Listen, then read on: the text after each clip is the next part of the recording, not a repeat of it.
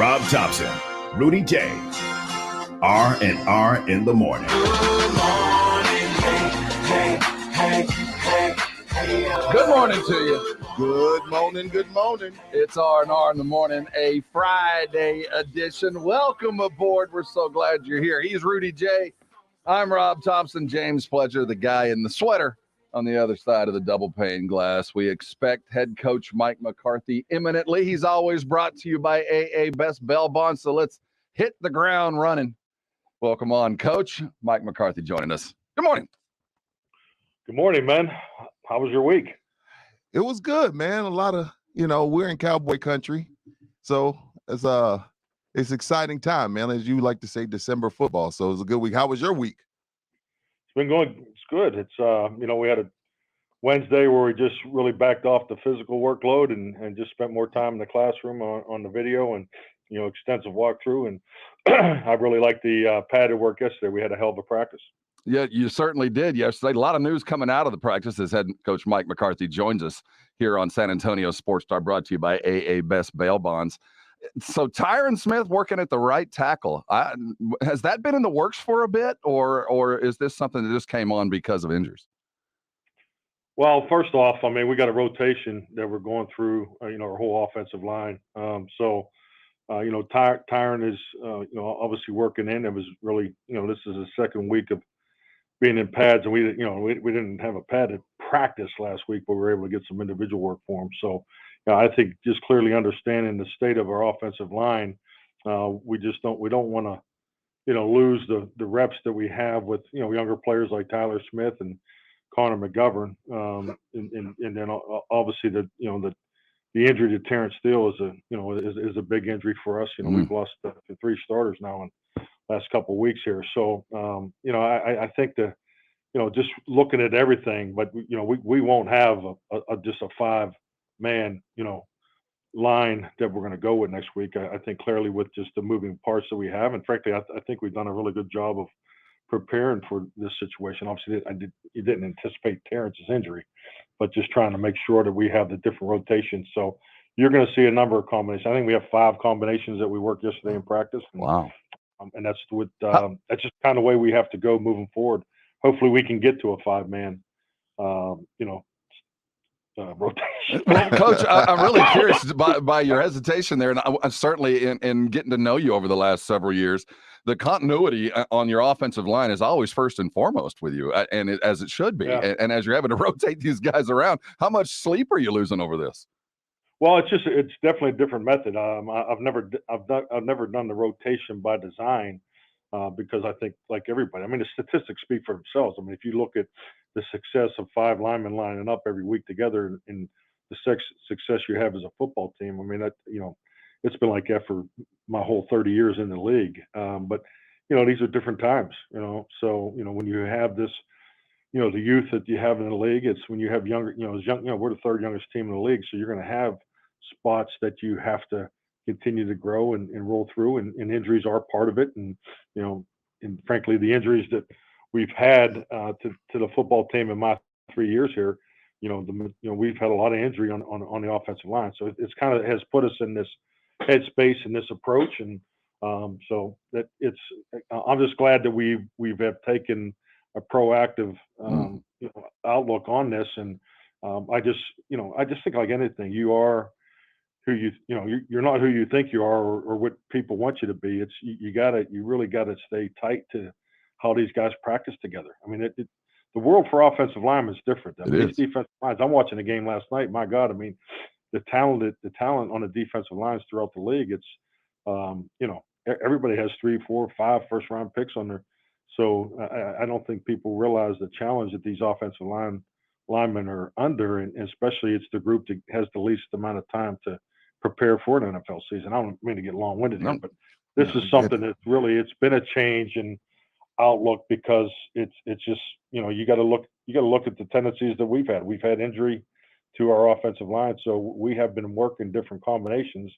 And and Terrence, gosh, just, you never want to see any of your guys get hurt, but he has just been so consistent for us. He's just such a, hard worker, just a great guy, great teammate. And, and I think he was playing at an outstanding level for us too. I mean, one thing we had is the consistency between him and Zach. It was, something that week in and week out we just felt great about.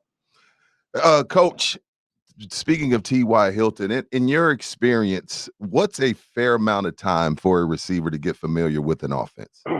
Boy, great question. Never really experienced an addition this late, especially someone of his caliber.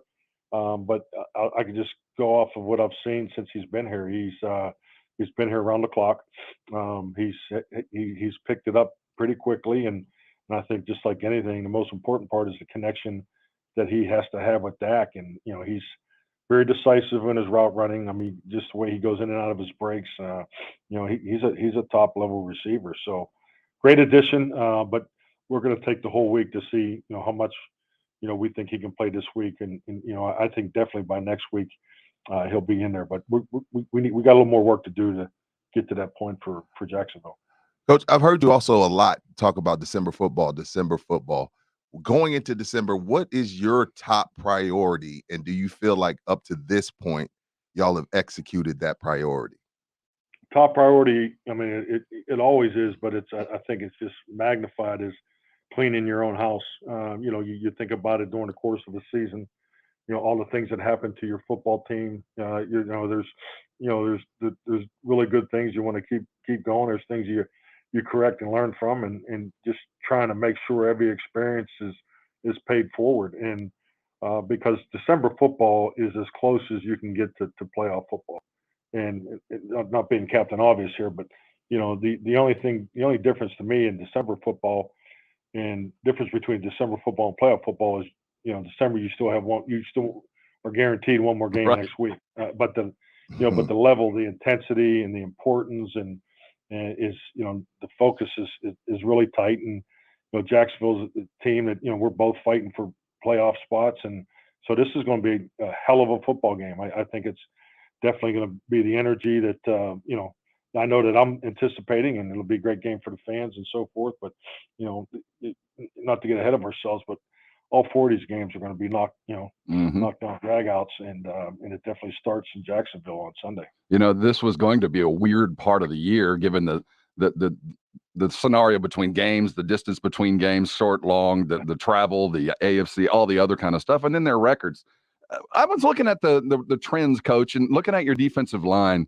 You had 7 sacks against Minnesota, 3 each against the Colts and the Giants, 0 last week, and pressures are down too. Is your line running out of gas? I mean, is there a scheme thing going on? What exactly is going on the defensive line? Rob, come on now. I'm just asking a question. Deeper than that. Rudy, help him out here. I'm blown away. I mean, you must be taking the holidays off or something. Get on the video. Hey, I've been working on Philly tape, Coach. Well, that makes sense based off that opinion right there. Wow, I'm just telling you the numbers. 7.330 pressure percentage. You go from right at 56 down to 52. Now you're under 40% quarterback pressures. Numbers I know we all kind of chase. I mean, what are we looking at? Well, you got to look at what the offense is doing. I mean, Houston was not going to get into a passing game with us. I think that was clearly evident the way they played. They're going quick. Quarterback, it was quick, and they had a running quarterback, 40% of the time. So I think those numbers reflect the type of game that we were in, and give them some credit that, there was really no evidence, big evidence of that going into the game. So for them to commit like that. So, it worked out good for them. And frankly, in the big picture thing, I think the way they play on defense, it's a good formula for them, and I think you'll probably see more of it moving forward. So, the pressure, I think the pressure against Houston, you have to play into the pass game opportunities and the quickness of it. And, hey, if I was playing against our defense, I tell them this all the time. Absolutely. I'd be running the hell out of the ball and just, keeping their opportunities to a minimum to rush the passer because of the numbers you said before the Houston game. And, because that reflects when we do get into a pass rush game where we're, that's definitely one of our strengths. Great point. I want to give you something that I have been working on. You can just take this into the couple of weeks. Okay. In the red zone, Coach, Jalen Hurts has run the ball 19 times on first down in the red zone so far this year. Just put that in your pocket. You can use that later. Do you hear this guy, Coach? You hear this I'll tell you guy? what. See, now we're working together. Now you're back on the team bus is moving forward now. Now we're getting away from the nonsense. Hey, Coach, we're here to help. You know, anything we can do. Well, you were disguising it well there for a minute. Yeah, he Now tends you're to do talking, that. man. Now you're talking. I love it. Coach, Dak talked about using his legs. When you're watching the game and then when you're watching the tape, how often do you find yourself saying, you know what, I wish he may have taken off on that one, or are you fine with him just playing the way he plays? Well, the big thing is, one thing about Dak, because it's, something I haven't done a lot of before coming here is, the called quarterback runs. I think he's exceptional at it, and based on his injury in 2020, we've been trying to be smart with that too. So, so part of the restraint is us, not him. So, that I think we got to, just be honest about that. But, I'm a huge believer in the scramble drill. I mean, it's just something that I've always coached as a big part of quarterback play since 1989. So, I think, we can do a better job, and it's not as much just him, but the perimeter, we can do a little more of it. Cause, to me, scramble opportunities are big play opportunities for the offense. So, I mean, I always equate the parallel to, the Lakers fast break back in the 80s. I mean, it's fast. It's fast break football. And so I think we can do a little more of that. Just give me a look behind the curtain, Right. because we're on the same team. Yeah. But, I think we can definitely do some more of that. But, one thing about Dak Prescott, he is as coachable as a quarterback that, you can imagine. So, and he's trying to do it right. And, but most importantly, competing. And, I think really, the 2-minute drive speaks volumes. And to do that with the game on the line, that's what you're looking for, because that's what playoff football is. You have to win these games in the fourth quarter. I love the fast break analogy, finding your lanes and doing all of that stuff. For a basketball guy like me, that kind of really fits. A couple things. First of all, let's give some flowers. LVE, man. Leighton is playing as good a football as he is since he put a star on his helmet. And I know health is a big issue, and fully healthy Leighton is always best. But what is different about him now, or is it just health? Oh, I just think I think you've answered it. I mean, Leighton was coming off of a, neck surgery my first year here, and then then he opened up with 2 separate injuries there in 2020. So he just had battled back through some things. But I'll tell you, he had a tremendous offseason. I think it really starts there for him.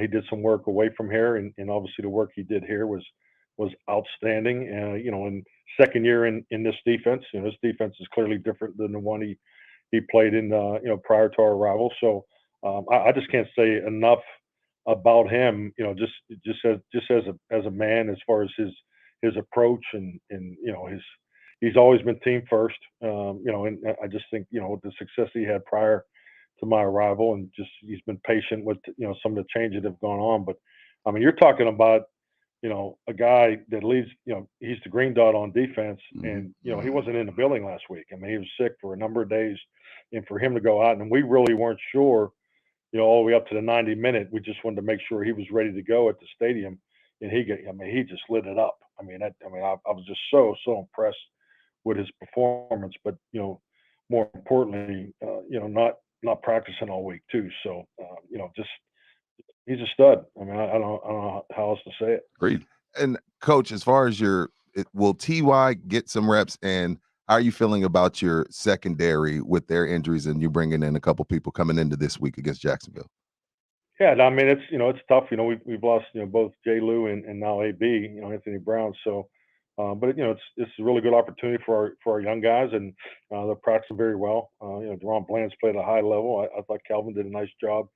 He had the one ball that was caught on him, but I think we both agreed that the one we challenged, was a competitive throw, just a little better finish on the ball there. But it's they got to go, and we have a lot of confidence in him. I think it's reflective of how we call the defense and what we think of our guys. Coach, injury report yesterday. Everything good with Dante Fowler? Yes, okay. Yes. Dante actually. It's I don't like to put the player's personal. Well, I know. I just you don't need to tell me. I'm just wanting to make sure he's good. No, it's great. It's great news. He was where he was supposed to be. Good news. So good news. Okay. his family his family got bigger yesterday. There we go. Oh, Congratulations congrats. to all involved. Mazel Congratulations to tov. Dante. Absolutely. blessing. All right. You were playing on grass this week. You're 0-2 on grass. It doesn't really matter because it's really about the teams and not the surface. Here he goes. You know, again. Coach, I'm You just know what, about it's this. But really more, do you pay any attention to that at all? I mean, is it even in the thought process? Because, evidently not.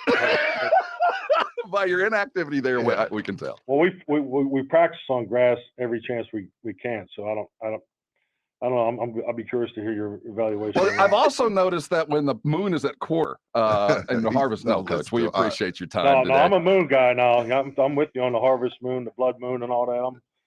I'm now you're talking my language. All right. Well, hope there's Thanks, no Coach. neat times this weekend. We appreciate your time, Coach. Travel safe, certainly. Wish you a good game, good health, and we look forward to talking to you next week. All right, thank you, man. Hey, have a great weekend. You Appreciate too. you. Head coach Mike McCarthy here with you, as always, brought to you by AA Best Bail Bonds.